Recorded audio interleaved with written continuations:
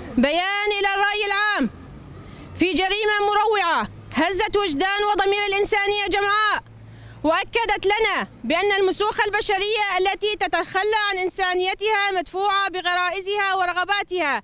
لا تزال تتواجد داخل مجتمعاتنا التي عانت لسنوات من عقلية الإرهاب الداعشي وذهنية الاستبداد الذكوري التي ترى في المرأة فريسة سهلة يسهل اصطيادها وقتلها دون ذرة ضمير. وجريمة مقتل المعلمة نورة عبد الأحمد وطفلتها التي تبلغ من العمر 8 أعوام وحتى جنينها الذي لن يرى النور نتيجة هذا الجرم الوحشي الخارج عن قيمنا الأخلاقية والإنسانية والبشرية تؤكد لنا ذلك، إذ لم تتوانى عصابة إجرامية منظمة سعت لسرقة منزل المغدورة في الرقة بحي المشلب إلى قتلها هي وطفلتها وجنينها بكل دم بارد، وبصورة تؤكد لنا بأن كل من شارك بهذا الفعل الشنيع قد تجرد من إنسانيته وتخلى عن ضميره ووجدانه.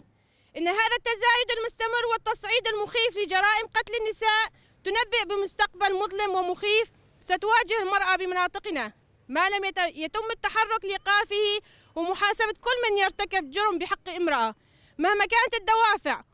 وأيا كانت المسميات التي تدرج تحتها أسباب قتل النساء. فالتغاضي عن هذه الجرائم هو وصمة عار على جبين الإنسانية جمعاء، علينا ألا نقبل بها، وخاصة في مناطقنا التي قدمنا آلاف الشهداء لتحريرها من بطش الإجرام والإرهاب. وعلى الجهات المختصة متابعة هذه الجريمة وملاحقة المجرمين حتى ينالوا الجزاء العادل لأفعالهم الوحشية، حتى تعيش شعوبنا بأمن وأمان وسلام. باسم مكتب تجمع نساء زنوبيا بالطبقة وريفها نعزي ذوي الفقيدة على خسارتهم الأليمة، ونستنكر بشدة هذه الجريمة البشعة والمروعة ومرتكبيها الذين تجردوا من إنسانيتهم حين انتهكوا حق الحياة، هذا الحق الذي كفلته الشرائع السماوية والمواثيق الدولية لكل إنسان.